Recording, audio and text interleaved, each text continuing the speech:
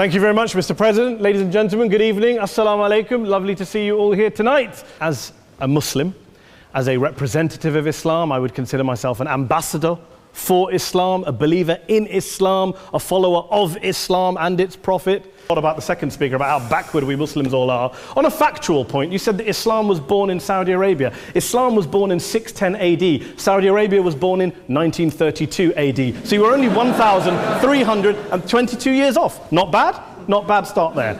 Talking of maths, by the way, a man named Al-Khawarizmi was one of the greatest mathematicians of all time, a Muslim, worked in the golden age of Islam.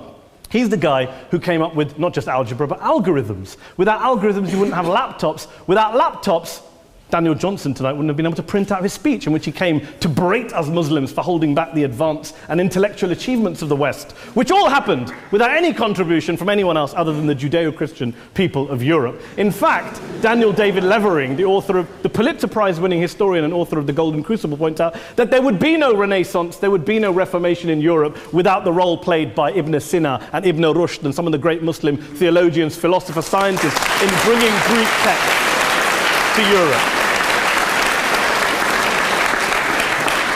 As for this being our university, I will leave that to the imagination as to who is our and who is there. I studied here too. An astonishing set of speeches so far making this case tonight.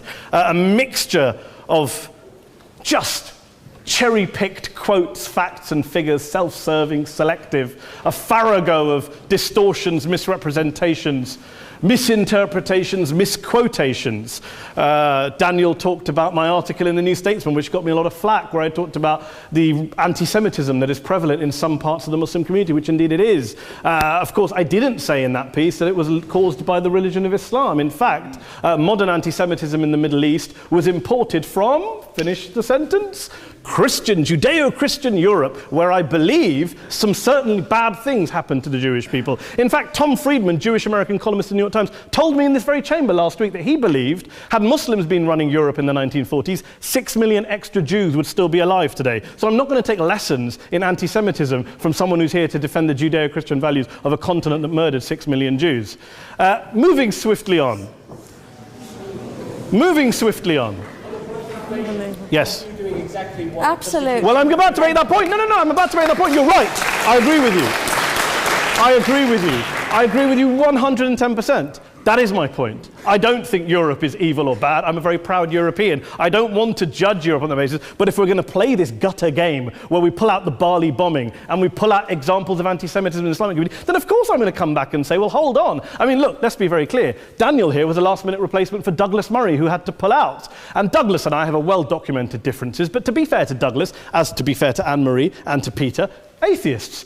Atheists see all religions as evil, violent, threatening. What the problem I have with Daniel's speech is that Daniel comes here to run this robust defense of Christianity, forgetting that his fellow Christians, people who said they were acting in the name of Jesus, gave us the Crusades, the Spanish Inquisition, the anti-Jewish pogroms, European colonialism in Africa and Asia, the Lord's Resistance Army in Uganda, not to mention countless arson and bomb attacks on abortion clinics in the United States of America to this very day. I would like a little bit of humility from Daniel first before he begins lecturing other communities and other faiths on violence, terror, and intolerance.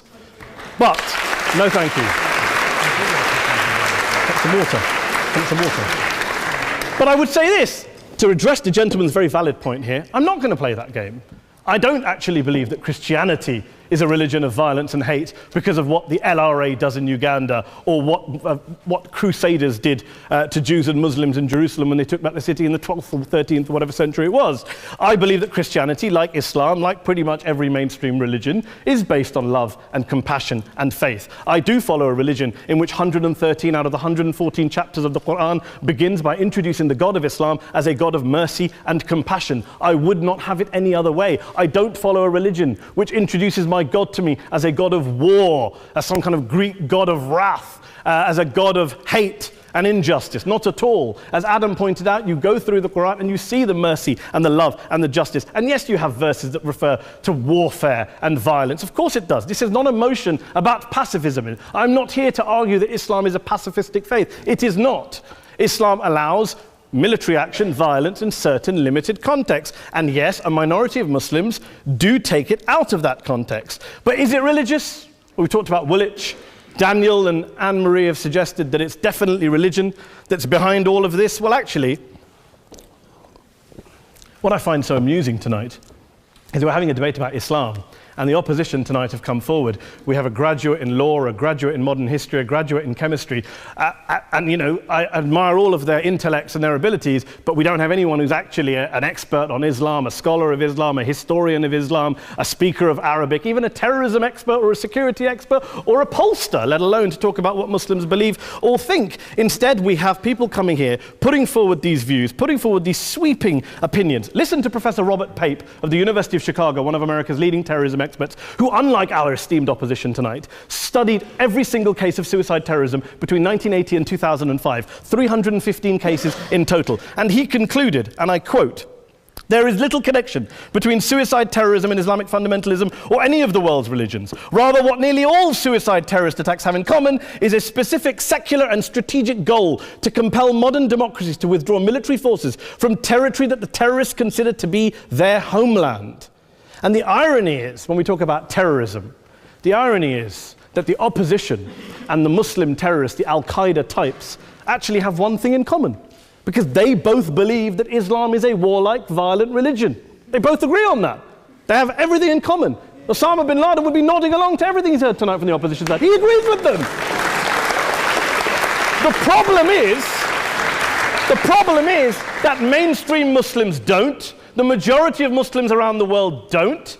In fact, a gentleman here started quoting all sorts of polls. Gallup carried out the biggest poll of Muslims around the world, of 50,000 Muslims in 35 countries. 93% of Muslims rejected 9/11 and suicide attacks. And of the 7% who didn't, they all, when polled and focus grouped, cited political reasons for their support for violence, not religious reasons. And as for Islamic scholars and what they say, well, Daniel talks about our University of Oxford. We'll go down to Oxford Centre for Islamic Studies, get hold of a man named Sheikh Afifi al-Akiti, who is a massively well-credentialed and well-respected Islamic scholar who has studied across the world, who in the days after 7/7 published a fatwa denouncing terrorism in the name of Islam, calling for the protection of all non-combatants at all times, and describing suicide bombings as an innovation with no basis in Islamic law. Go and listen to Sheikh Tahir al-Qadri, one of Pakistan's most famous Islamic scholars, who published a 600-page fatwa condemning the killing of all innocents and all suicide bombings unconditionally without any ifs or buts. There's nothing new here. This is mainstream Islam, mainstream scholarship, which has said this for years. You don't go out and kill people willy-nilly in the high street or anywhere else, on a bus or a mall, based on verses of the Quran that you cherry-pick without any context, any understanding, any interpretation, or any commentary. Point of information. Please. Well, it doesn't happen apparently. I didn't say it doesn't happen at all. I never said it didn't happen. I don't blame Islam. Yes, it's a very good point. And a lot of us are campaigning against that. And we're campaigning against it in the name of Islam. We're campaigning against it in the name of various interpretations of Islam. Anne-Marie comes and scares us with her talk of Sharia law. I would like to see the book of Sharia law. It doesn't exist. People argue over what Sharia law is. And you empower the extremists by saying there is only one version. You empower them all. I don't believe you took any interruptions, Anne-Marie, so I think you should stay there for a moment. Several countries. Here's what we're dealing with. Here's what we're dealing with.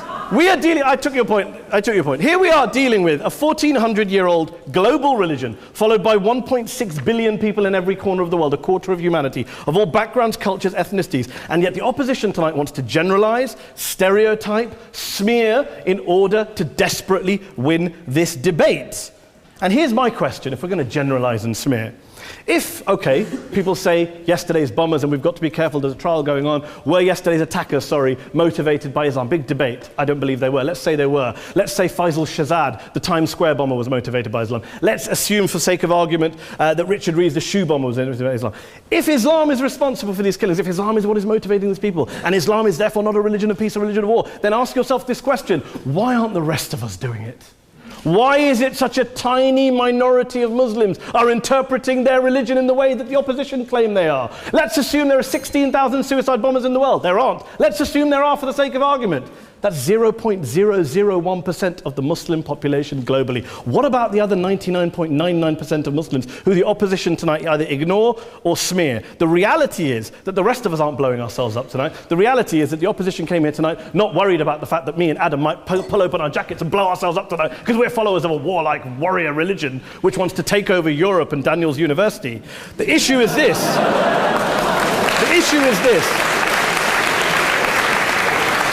Unless the opposition can tell us tonight, and Peter Atkins is here, one of our great atheist intellectuals, can tell us tonight, can answer this question tonight, why don't the vast majority of Muslims around the world behave as violently and aggressively as a tiny minority of politically motivated extremists? Then they might as well give up and stop pretending they have anything relevant to say about Islam or Muslims as a whole. Ladies and gentlemen, let me just say this to you. Think about what the opposite of this motion is. If you vote no tonight, think about what you're saying the opposite of this motion is. That Islam isn't a religion of peace, it's a religion of war, of violence, of terror, of aggression. That the people who follow Islam, me, my wife, my retired parents, my 6-year-old child, that 1.8 million of your fellow British residents and citizens, that 1.6 billion people across the world, your fellow human beings, are all followers, promoters, believers in a religion of violence. Do you really think that? Do you really believe that to be the case? They say that in the Oxford Union, the most famous debate was in 1933 when Adolf Hitler looked out for the result of the King and Country motion, where they voted against fighting for King and Country, and Hitler was listening out for the result. Well, tonight, 80 years on, there are two groups of people around the world who I would argue are waiting for the result of tonight's vote. There are the millions of peaceful, non-violent, law-abiding Muslims both in the UK, Europe, Asia, Africa and beyond, who see Islam as the source of their identity, as a source of spiritual fulfillment, of hope, of solace. And there are the phobes, the haters, the bigots out there who want to push the clash of civilizations, who want to divide all of us into them and us and ours and their. Ladies and gentlemen, I urge you all not to fuel the arguments of the phobes and bigots. Don't legitimize their divisions. Don't legitimize their hate. Trust those Muslims who you know, who you've met, who you hear, who don't believe in violence, who do want you to hear the peaceful message of the Quran as they believe it to be taught to the majority of Muslims, the Islam of peace and compassion and mercy, the Islam of the Quran, not of Al-Qaeda. Ladies and gentlemen, I beg to propose this motion to the House. I urge you to vote yes tonight. Thank you very much for your time.